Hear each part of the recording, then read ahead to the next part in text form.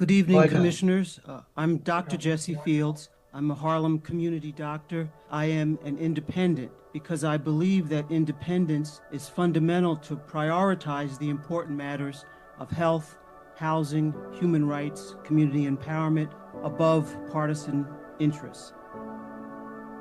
My right to vote as an American citizen in New York City is taken away. Because I choose to be politically independent, there are over 1 million people in this city, a majority of whom are young people and people of color, Black, Hispanic, and Asian. And those people, because they choose, as I do, not to join a political party, are excluded. It's a civil rights issue. Dr. King, Medgar Evers, Fannie Lou Hamer, they fought for voting rights. You have the opportunity to put such an initiative on the ballot to open the primaries. Yes, I want to vote. Independents in this city want to vote. Let us vote.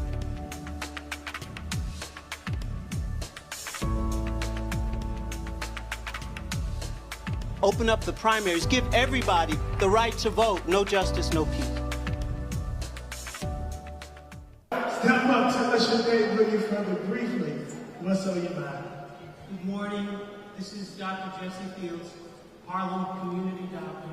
And what's on my mind is to talk about Washington, D.C., which the voters of Washington, D.C. 2 years ago, 2024, overwhelmingly approved a ballot initiative to open the primaries in D.C. and to allow about 100,000 independent voters to vote in their primaries. 73% of voters in D.C. supported the initiative. But it took 2 years for the D.C. Council to implement the initiative, to allow funding for the initiative. So that just happened this week when the D.C. Council finally passed a resolution to put open primaries on the ballot, to put open primaries implemented. It passed by 73% of the voters 2 years ago. But now it will begin in the election of 2028. It's because the independent voters and their supporters fought for it. They kept organizing and building. If Washington, D.C. can open its primary ballot to independent, unaffiliated voters, New York City can open its primary to independent voters. We have to do that. Closed primaries exclude independents and disproportionately exclude voters of color, millions of Black voters and young people who are increasingly choosing to be independent. The Black community has led the fight for voting rights in this country from the very beginning, from 1865 and so forth, 1965, when finally we passed the Voting Rights Act. We have to continue to open democracy. Democracy is not static. We have to continue to fight. So the Voting Rights Act increased voting for everybody, for the Black community, Hispanics, Asians, and others, disabled people. We have to continue that fight to expand democracy, to take our fight for ordinary people, for our communities, for the empowerment of our communities, to put that first, foremost. To do that, we have to open up our democracies. Trump doesn't want us to vote, but we have to increase our voting and increase the numbers of people, especially young people and people from our communities, to vote. No justice, no peace. Thank you. Okay, thank you. Welcome to the Gilchrist Experience. Today's guest, Dr. Jesse Fields. That's after the primaries, but tell us what you think the results of the primaries were. Thank you very much for having me, Brother Wilson Gilchrist. I'm glad to be on. I think that the primaries were just the beginning of really opening up the whole process. So I'm glad that insurgent candidates, new candidates won. I think that it's important to have fresh experience, new people, more independent, and people really coming from the community, particularly people who've been activists. So I was, I have been a supporter of change, and I'm looking forward to having more and more people have the opportunity to participate, especially from our communities, from Black and brown communities, from communities that have been marginalized. We have been fighting for inclusion and for the problems that we see every day to be addressed, to really be addressed and not to simply be compromised on. So what I was talking about in those videos, which thank you for showing and airing, is the simple fact that not all of us get to participate in the primary. And the turnout in the primary actually was low. It was Yeah. much lower than the turnout was when the new Mayor Zoran Mamdani was elected. Um, there was much less turnout. I think that we can increase turnout by allowing everyone to vote, including independents, people who are not affiliated, who choose not to register in any party. And I think we can do a whole lot more to get ordinary people, even many Democrats who could have voted, did not vote. And I think that's a reflection of our not being enough really involved and engaging the grassroots communities around this city that need to participate. So I'm looking for a new political movement that builds, includes everyone from the bottom up, and continues to make real changes in our political structure. That's why I'm an independent, because I'm not satisfied with the status quo at all. Graham, you're an Yeah. independent. Yes, I am. I left the Democratic Party about maybe close to 20 years ago now. Oh, I didn't see what I needed to see from the Democratic Party at that time. And I'm still an independent, and I'm glad to see that the doctor is speaking on this, because I was talking with Ears. I said, well, she was going to vote for the primary. I said, well, I'm an independent, I can't vote. And that's a violation of my constitutional rights. I have testified before the New York City Board of Elections on behalf of one of the offshoot parties some years ago. I don't remember if it was the Working People's Party, but one of those offshoot groups. And they were being told that they could not be on the ballot in the fall. They said they just didn't have the wherewithal or the means to get them on the ballot in time. And they asked me to come and testify at the Board of Elections. And I was shocked, because when I got there, I saw people sitting on that panel that I knew. And I said, it's very disturbing to me. My grandfather never learned to read or write, and he never got a chance to vote in his lifetime living in this false democratic country. So I told the people in the room to take down the names of every person sitting on the panel of the New York City Board of Elections. They filled out all of the necessary paperwork. They got their petitions. They had all the signatures. There's no reason why they couldn't be on the ballot. I said, you all use computers to put this stuff together. We're not doing typesetting and using the Gutenberg press.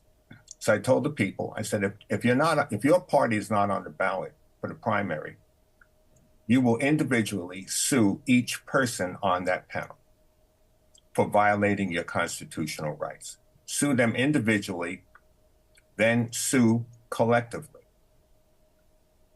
And the people on the panel started panicking. I said, yeah, not just a class action suit, but every individual should sue for their rights being violated under the United States Constitution. And now I'm seeing here the video, and I will join with you, Dr. Fields. I will definitely join this movement, because the two-party system is very flawed, extremely flawed. And you have the same people. Some people are in office for 15, 25, 30 years, and they think it's their position. But the position belongs to the people. And the people need to be re-educated with regard to the political system and the government. They don't teach civics anymore in school. Yeah. So that's another thing that has to be looked at. They're intentionally not educating the general public with regard to their rights and their responsibilities. We have a responsibility to vote and to challenge the status quo, to present to the politicians what we want, not what they want to do, but what we want. So I'm glad to see this video, and I will work with you. I'm pushing this forward in the city. Thank you. Wonderful. Thank you. Thank you. Brother Graham Weatherspoon. Yes, you bring up the issue, which is very important, of civics and education, which I think we can inspire people through teaching them and really sort of performing, bringing to life our history, which we're trying to do in terms of we have a history as Black independents. We have had to be independent to make our causes, to speak for our causes and things that we need. Going back to slavery, I mean, Frederick Douglass saw that the Democrats and the Whigs were supporting slavery. The Whigs were not addressing the issue of slavery. The Democrats were supporting it, and he worked with with independent third parties that were anti-slavery. Dr. Martin Luther King, I often have spoken about my political independence is rooted in Black history and the Black community and putting the concerns of the community first. Yes. And I have been very inspired and moved by Dr. Martin Luther King's tremendous courage when he stood up independent of the Democratic Party and the two-party system, which in our community is basically the Democratic Party's dominance. But I think we need to go beyond that domination of political parties. So Dr. King was really an independent in many ways, but he spoke out against the Vietnam War. Yeah. He was independent of the Democratic Party, independent of Lyndon Johnson, and he was killed. He spoke April 4th, 1967 at Riverside Church, Right. that famous speech, Beyond Vietnam, A Time to Break Silence. And he was killed that day exactly 1 year later, April 4th, Yes. 1968, as we know. And, you know, his courage, he was standing up for principle, for what he believed in, for peace and nonviolence, despite the risks. I think he knew what the risks were, but he moved forward. He spoke out on behalf of nonviolence and peace, even against the president and the party at the time, the dominant party, which he had worked with and pushed. He pushed Lyndon Johnson to support equal voting rights. He said after the 1964 Civil Rights Act was passed, he went to Lyndon Johnson and asked him to support voting rights. And another example of Dr. King's independence was he said to his colleagues, let's go get the president some power. What he meant by that was let's organize the people. The march, Selma to Montgomery, was a result of that movement for voting rights. And the violence at the Edmund Pettus Bridge that was seen by people around the country, Dr. King called for people around the country to come and stand with the African American community and join the march, and people responded. Many, many people responded, and it resulted in the passage of the Voting Rights Act, the 1965 Voting Rights Act, which of course we know is being undermined by the Supreme Court and the current administration in Washington. They're trying to institute voter ID and restrictions on voting, which this is a way for us to fight forward, to fight in a positive way for voting rights, to include everyone, so we can take that momentum from the civil rights movement, from the Voting Rights Act, which we need to support in a forward way to include even more people.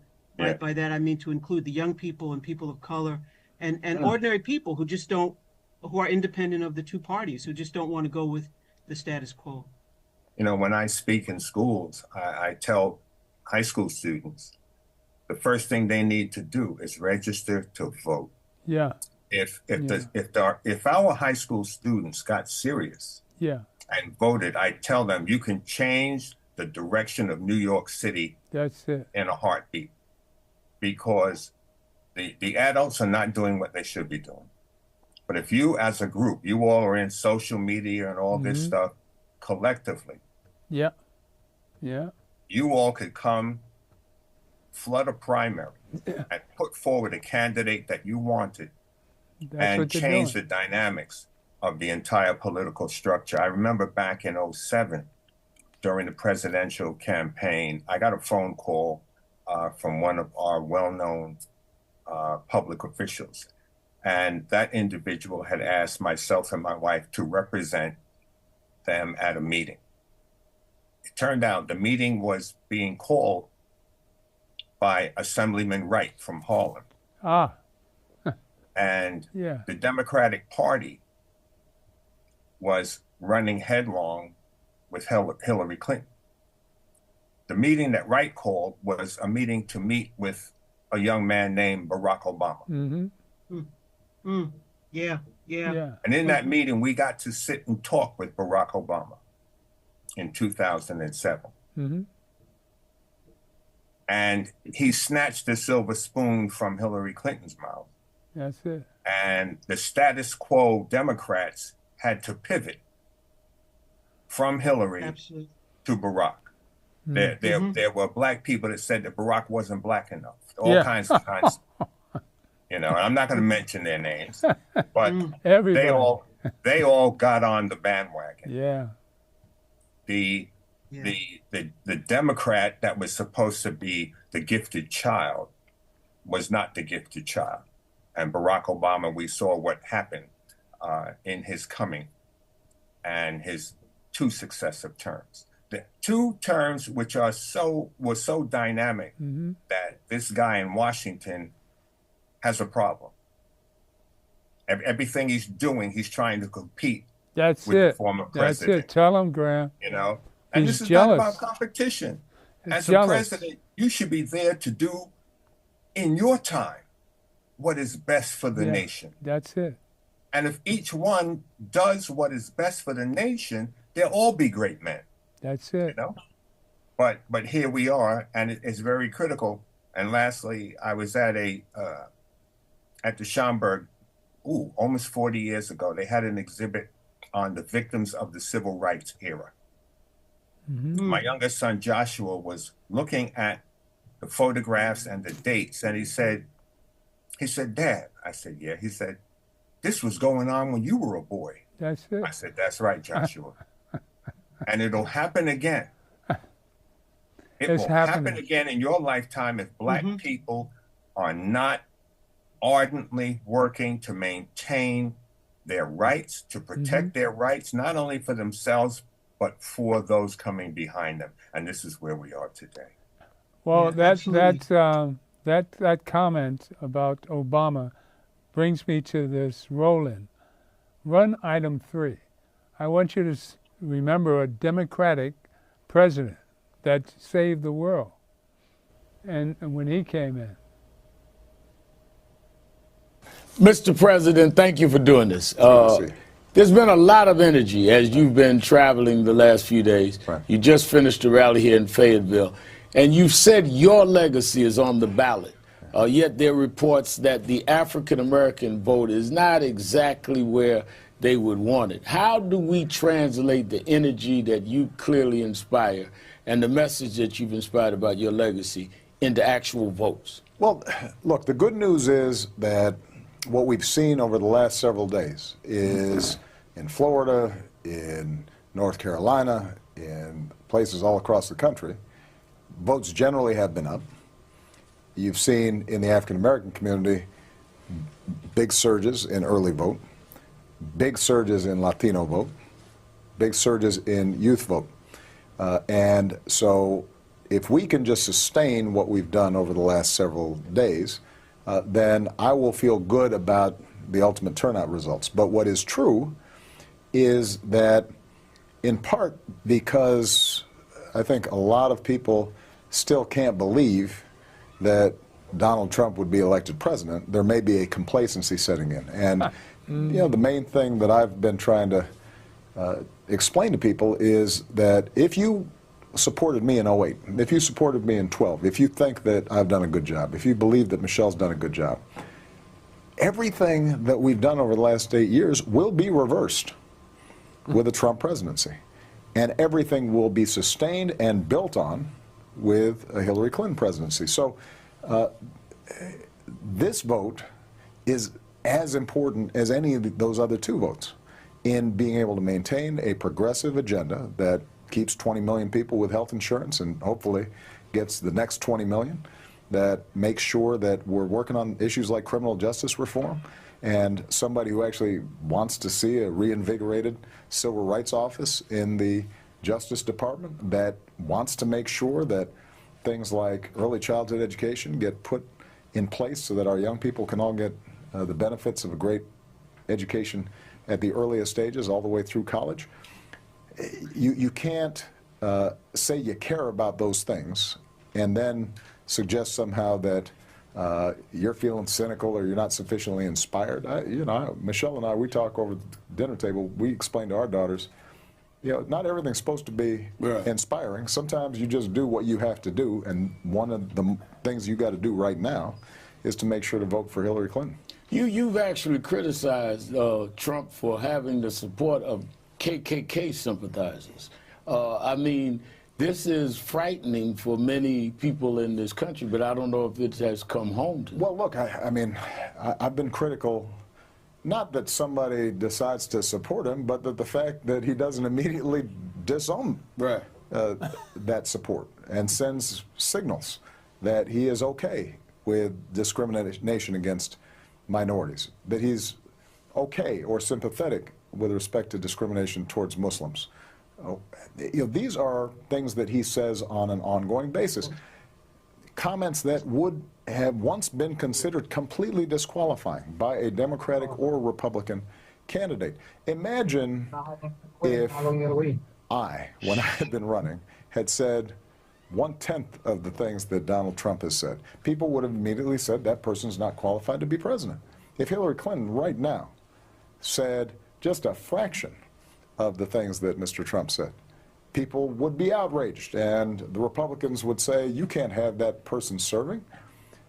And it's not just with respect to his attitudes towards minorities, it's his lack of respect for the Constitution. I mean, when you stand on a presidential debate stage and you say to your political opponent, I'm going to throw you in jail, that's what happens in banana republics. That's what happens in a lot of countries around the world that are run by authoritarians. And so I take him at his word when he says that he admires somebody like a Vladimir Putin. And the fact that you've got Republicans who in the past have criticized me for even talking to Russians and now feel comfortable with supporting somebody who considers the former head of the KGB as a role model indicates that either they know better and they don't care, or they don't know better. That's I'd like to comment. Go ahead. Go ahead.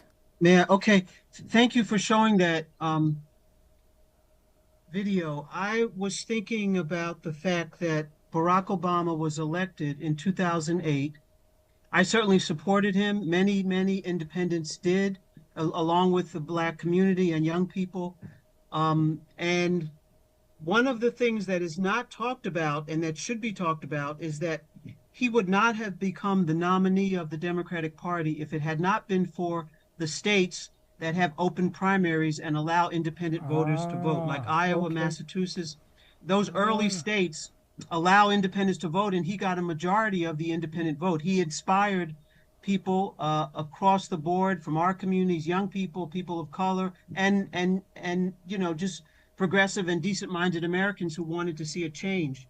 So his very candidacy was, I think, a demonstration of the progressiveness and the need to really open the primaries in all states. New York City is an outlier. Most large cities like Boston, Chicago, LA, Detroit, most cities have open primaries. They allow independents who choose not to register into a party to vote, but New York City doesn't. So this, and I really appreciate your voice of support, Graham Witherspoon, in this effort. The Charter Revision Commission is holding hearings which people can testify in support of this issue, opening the primaries.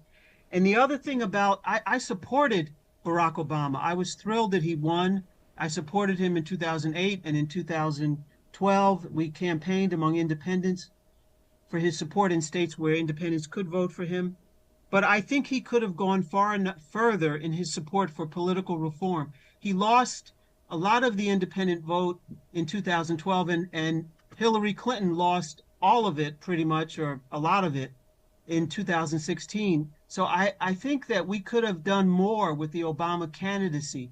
They did not reach out to independents. Actually, some people I work with, Jackie Salad and others, they met with some of the Obama staff, and urged Obama to support opening the primaries, to support political reforms, to really reach out directly to independent voters. And he won his reelection in 2012, which is great. But then independents started to move away from Hillary Clinton. A lot of people who voted for Barack Obama in 2012 did not vote for Clinton. A lot of them just didn't vote. Yeah, Um, that's what and so happened. that I think that made a difference in the That, election. I think it's still definitely. making a difference in the election of Trump in 2024. I think we have to go further. We have to reach out. And I don't know why Democrats don't want to reach out to independents anymore. Why not invite them to vote in your primary and you might get their votes in the general election? It seems obvious to me that it would be positive to reach out to independent voters and include them in your coalition. But they have not been doing that. One question. Do you think if women had voted for Hillary, she'd be president? If women had voted for Kamala, she'd be president. I think it's the women that didn't vote. What do you Well, say there to were that? lots of men who didn't vote for well, Kamala. You know, I mean, I think everybody should have. It should have been clear. You know, it's what Trump is doing is so horrible. He's threatening the very existence of our democracy. He's obviously anti-black, viciously racist, anti-Haitian, anti-black, anti-people of color around the world, as well as in this country. He's reversing, you know, DEI, diversity, equity, and inclusion. He's caused the unemployment, loss of jobs of so many black women. And his Department of Defense, the military, is disrespecting black military people who have sacrificed right. for this country.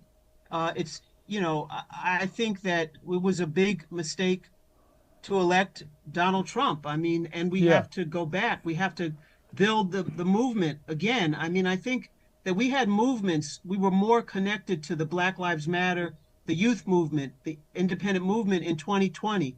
I think the reason we beat Trump in 2020 was because there was a movement going on, coming out of George Floyd, what happened to George Floyd and so forth. Oh, yeah. We need a movement, a grassroots movement to win these elections. We can't just win them with the standard, you know, politics as usual.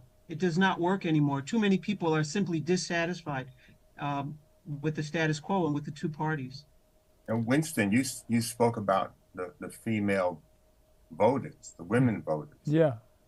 That's very key because I could not understand. I have a friend. She's from Ukraine, and when Trump was running, she called me, and I said, "No, the guy's no good. He's not going to do anything for Ukraine. He doesn't care about Ukraine." He wanted them to work and propagate a lie against Biden in the campaign. Yeah. The guy is not a businessman. Oh, but you know, on television, I said, that's television. Every business he had has failed. How do you bankrupt a casino? And the casino, I said, it's not a businessman. It's all TV. He's no good.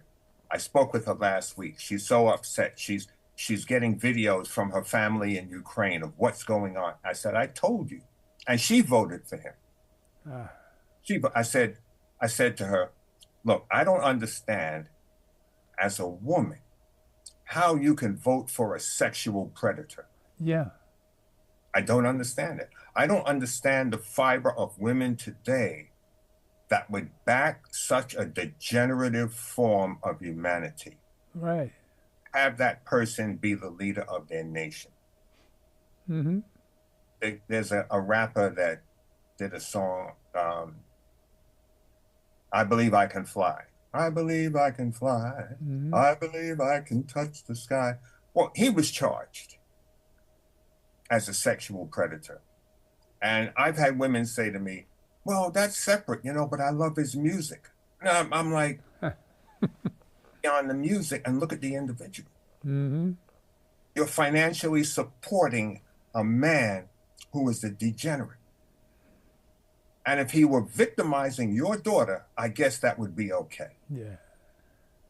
You see, we have not, the people of this country have not, the moral fiber of the country has truly degenerated, that we would have a man such as this It's not about him being white. It's about the man is a degenerate. He's a liar, a consistent liar. He's a racist.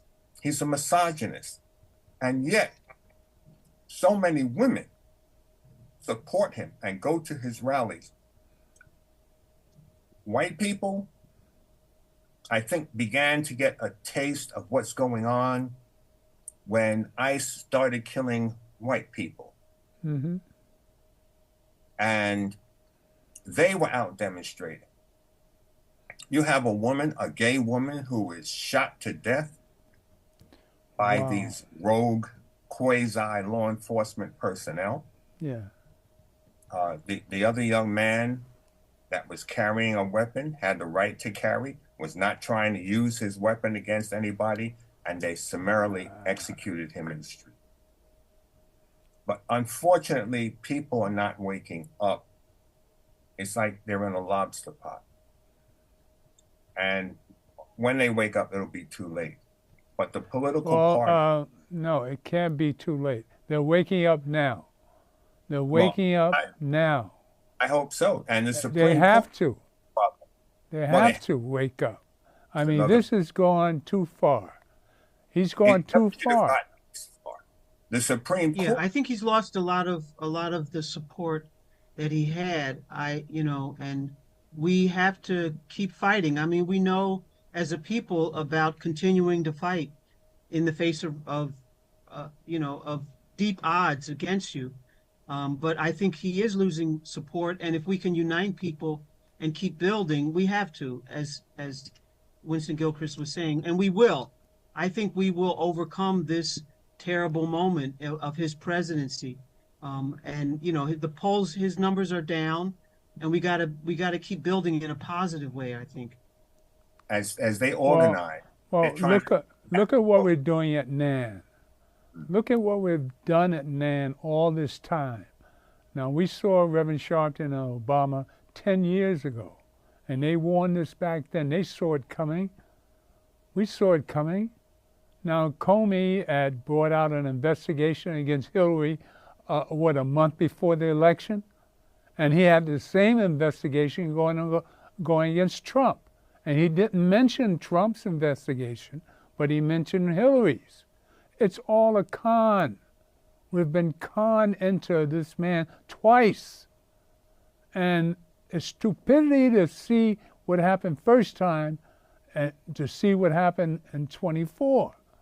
I mean, again, people didn't vote for a woman. Black people didn't vote for a black woman because she was married to a white man. I mean, we've got our shortcomings, every one of us.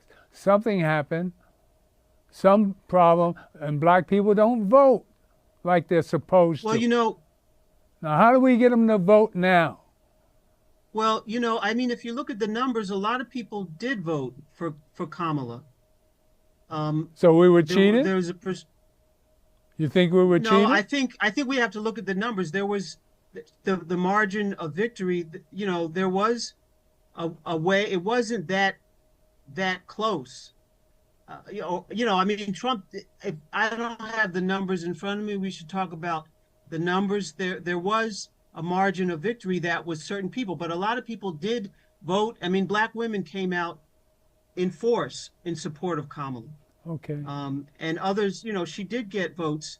It wasn't everybody. It wasn't all of the black community that didn't. Some people didn't vote, but I think that I'm not discouraged.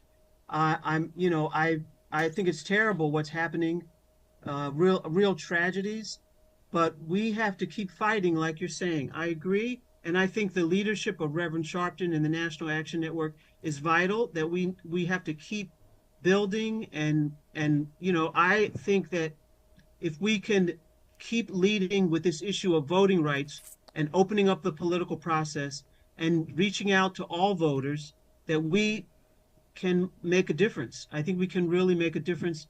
And it was not, Kamala did not lose by a lot. There were key states like Pennsylvania and other states that she lost, but a lot of people voted for her and supported her. There was a gentleman that he sent a letter. I think it was in ProPublica. I have it in my email. I have to find it. But it was a duty to notify. And he was a computer geek. And he wrote to Kamala and the Democratic Party to inform them of how these machines can be manipulated. Ah, okay. And this is something that's critical. Remember, Trump said you're not going to have to vote again. That's what he Yeah, said. yeah. Remember, he brought in this South African immigrant who has citizenship in 3 countries, not 2, but 3. Gave him the keys to the kingdom. Mm-hmm. His chainsaw, he's taking down data and all kinds of information and disrupting the government. Trump's a spy. That too. Well, he's trying to get the Save America, the Save Act passed. I think he wants to try to pass it to keep people from voting because he's That's concerned it. The Save he Act. would lose. The He's Save going to Act. lose the midterms. The Save Act, Yeah. to make it difficult for more and more people to actually vote, especially women who may have changed their name and may That's not it. have the same name as on their birth woman's vote. certificate. And black people, he doesn't want the votes of black people to count. He wants to make it more difficult for people of color, for underserved people, poor people, working people to vote. That's why he's putting so much into getting that passed. I think he's afraid he's going to lose the midterms, which it looks like hopefully they will. So, But that's, his way of winning is to cheat, Yeah.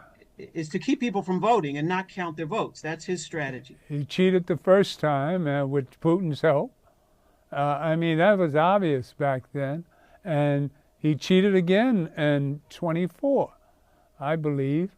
But, that's the past. We have to deal with the future. So I just want to show Maurice at the huddle, last Monday. He was supposed to come on Skype, on Zoom, but he didn't. I think something happened. But let's run item 2. I just want to show you how Mandami is going to save New York. I think with his example of democratic socialism, which Trump is calling communism. I mean, most people don't understand what socialism is. Social Security is socialism. right. Highways, funds, built a road. That's socialism. That's it. If you're getting food subsidy, if you're getting Section 8, if you're getting any socialism. System, that's socialism. Yeah. Yeah. Universal health care. Healthcare. It's About health socialism. care as a right, housing as a right. Yeah. That's, yes. Well, let's show Maurice, and we'll come back to you. One item 2.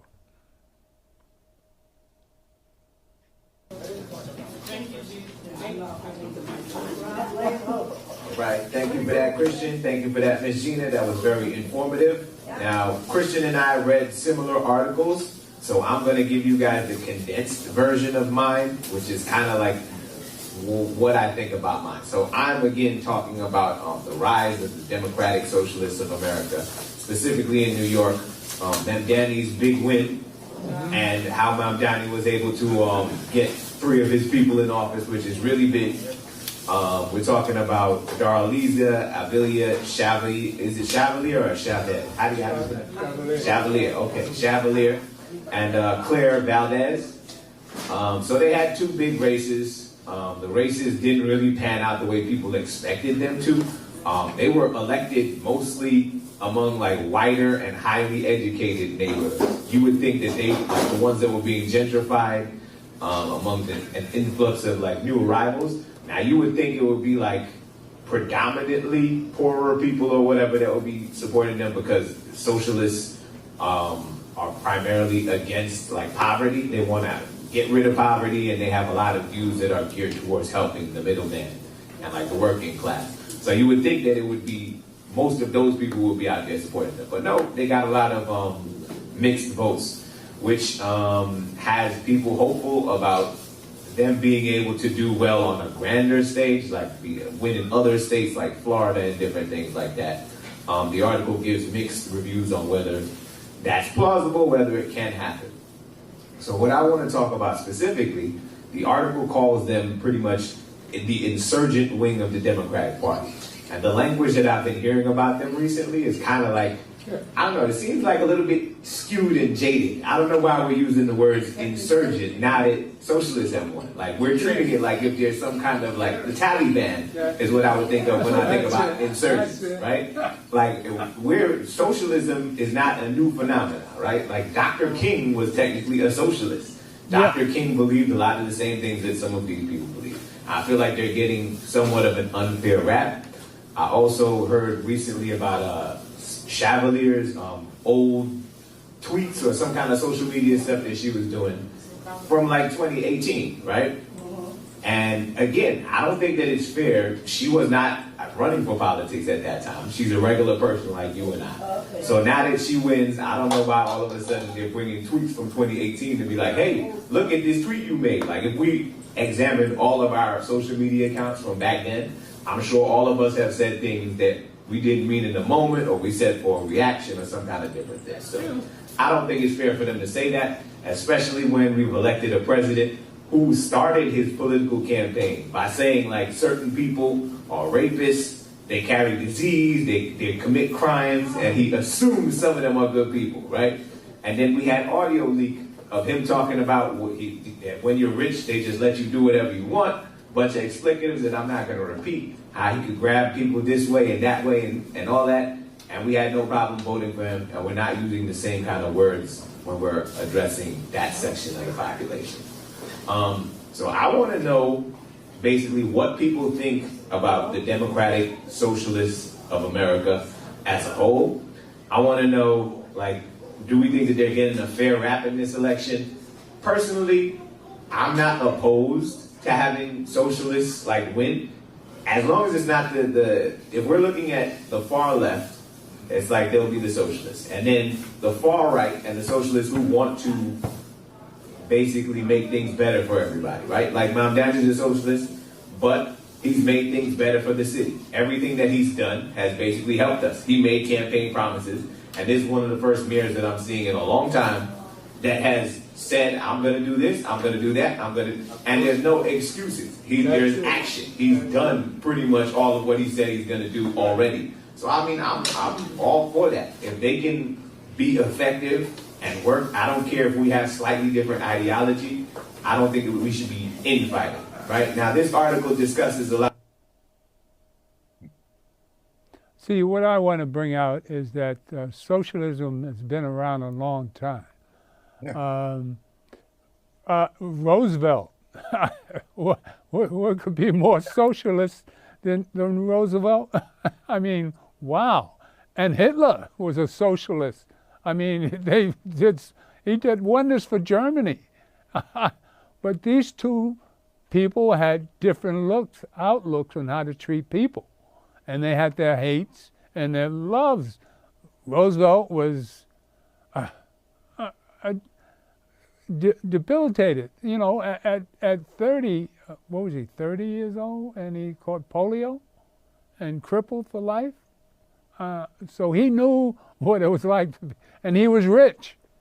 A rich man with a poor man's, well, you figure most people that are debilitated are poor. But, you know, he rose to the occasion. But he was a people person. He was a socialist. So why are we letting Trump call this communism? Because socialism in Russia and Germany turned out bad for the leader. The leader was self-centered and all for him and what he hated. Those two degenerate minds there, showing what you can do with socialism on the bad side. Mandani is doing wonders with socialism. So we should engulf this, the independents, the Republicans and Democrats.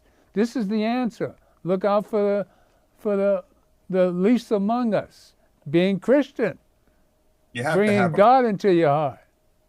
All right? Have to be together. It's not about I'm the best and you're the worst. People have to work collectively. Right. the Communist Manifesto says, from each according to his ability and to each according to his need. But they don't follow that. Now, but that's not communism. That's the scripture. That's the Bible. That is the Acts, the 2nd chapter. It says that those that had wrought together so that those who had little or none could have some. That's not communism. That's the first century church. Yeah. 33 AD. Yeah. So you have to be careful, like when this clown is calling somebody a communist, because that's supposed to have it's supposed to be a pejorative term, and people getting caught up in branding, not understanding what is what, because again, 1,000 times, people will not study history. They will not wind up in mess over and over again because they don't see the pothole right in front of them. If they had read the history, they'd recognize the pothole, and you veer left or you veer right. But people don't study history. I am an independent. I have voted with the Democratic Party. I have voted with the Republican Party. I voted with the Independent Party. I voted for Mamdani. I don't care. I'm voting the individual. Yeah. I'm not voting the Democratic Party. Their platform was like nebulous. It made no sense to me for so many years. Nebulous. And it was, looking again at history, it was the Democratic Party that denied us the right to vote. The Democratic Party. Well, they were Klansmen back then. The Klan, right. Yeah, that was, yes, that was the Democratic Party. I like to look at what people actually do, and not, I think we have to get away from so much the ideology, but what does it actually mean? So I have been involved working with public housing residents, and I've been involved in supporting public housing and what you could call socialism. But what it turned out to be a way for our people to live, because there was segregation, redlining. We weren't that was the housing that was available, and generations have grown up in public housing. And when it became primarily black and brown is when the government started abandoning it and cutting back and cutting and cutting. And now there's a financial crisis in public housing. But the one thing about the mayor, which I am not in agreement with him on, with Mayor Mamdani, is his support of privatization of public housing and the demolition of public housing, specifically the Fulton Elliott Chelsea development which is very diverse, Asian, white, black, and brown, downtown. I don't understand how a progressive, someone who calls themselves a socialist, could possibly support the demolition of public housing and the displacement and eviction of the people who live there, which is what happens when it is being demolished. So that's something that, I've spoken about, and I'm supporting absolutely the residents of downtown Fulton, Elliott, Chelsea. It's high prime real estate, and the real estate developers want it, and they want to demolish it. And the mayor is giving money to privatization. I don't understand why. It's something I'd love to talk to him about. It's a violation of any kind of progressive principle to demolish and privatize public housing. It's happened in cities around the country. We're fighting against it with many organizations, the church, St. Paul St. Paul Community Church in Brooklyn. I was just there on Sunday. Pastor Brawley, this was Johnny Youngblood's church. Now Brawley is the pastor. They had a big meeting. They're trying to hold the developers accountable who've privatized housing and, Linden houses, Boulevard houses, and so forth in Brooklyn. They're fighting back, and which is great. And I'm supporting their efforts. And we want to stop the privatization and hold the developers are evicting people. And I don't understand how Mamdani could support that.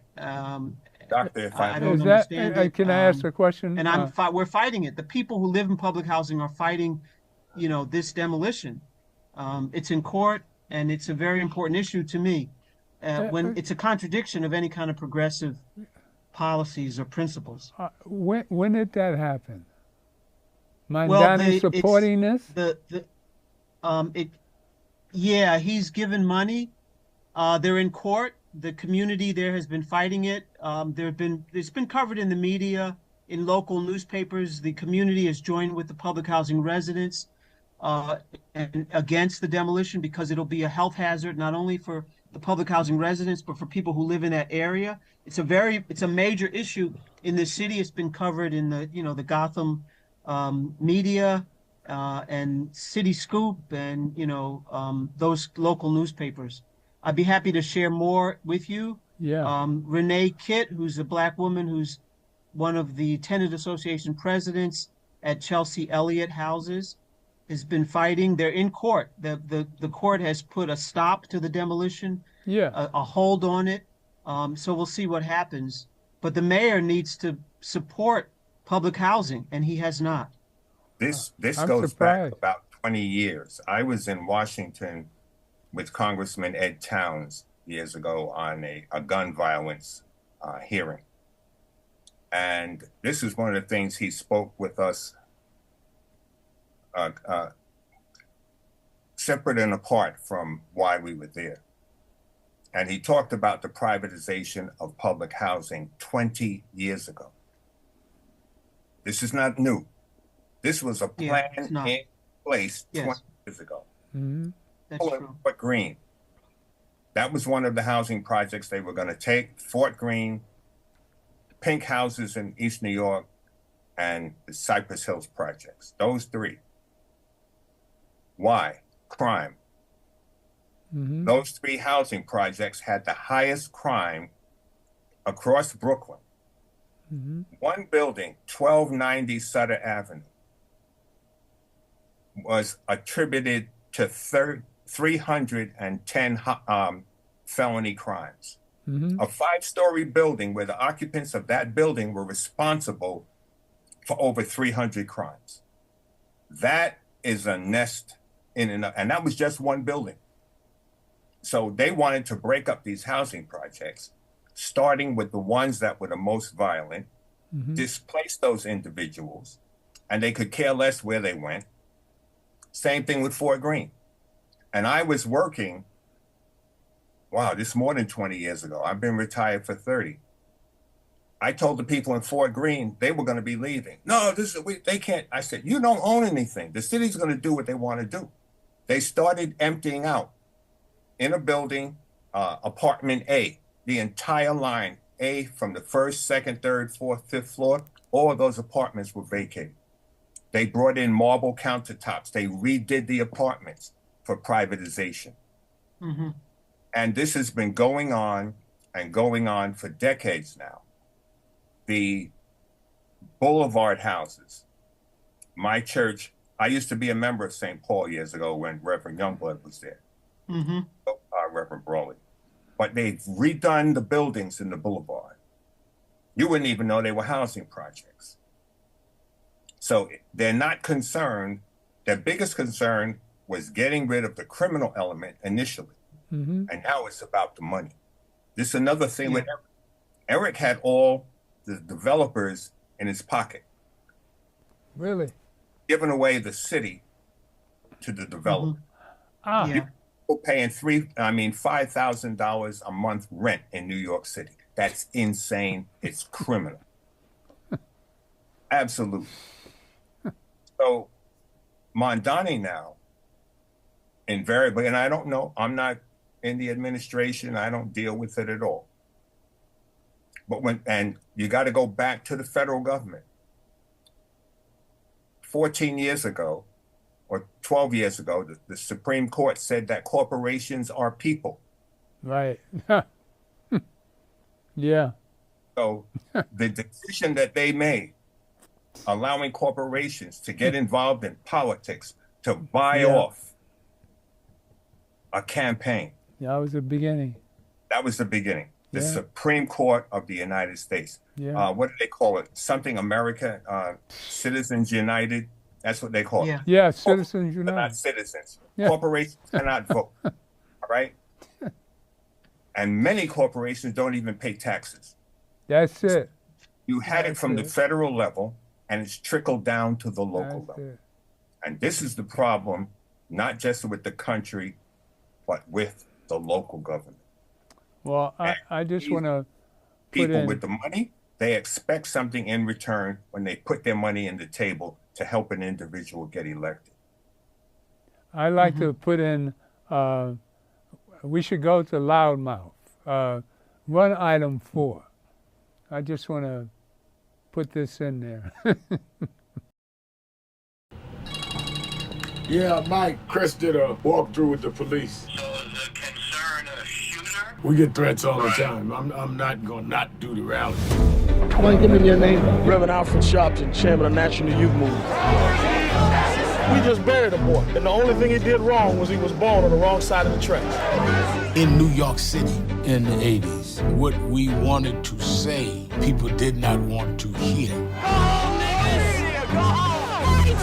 So you had to be loud because you were not invited to address the public. This is the beginning of a civil rights movement in New York. It's all the media's fault. These things should be kept quiet. Now shop and go home. They will say that we are exasperating racial tensions, but the people know the truth. George Floyd's story has been the story of black folks. We talk about calling for a big march. We won't put 200,000-300,000 people in Washington. If the question comes from the media about looting, he wanted to pass to you to set the tone. Couldn't breathe. I understand the anger. I've been fighting these issues for decades. Anytime you start shaking the root of this system, then you're going to have a discredit campaign. No justice! Senator Schumer, we have not had the legislative response to the litany of cases of policing all the way from Rodney King to now. 2020, we must deal with police brutality. We got to turn these stations upside down. All of our lives you had to fight to make sure that you control the story. I want the folks at CBS to know if you can't tell the story right, don't tell it at all. You've got to be able to raise the theater level to where you don't lose control, but it is dramatic enough that you can't be ignored either.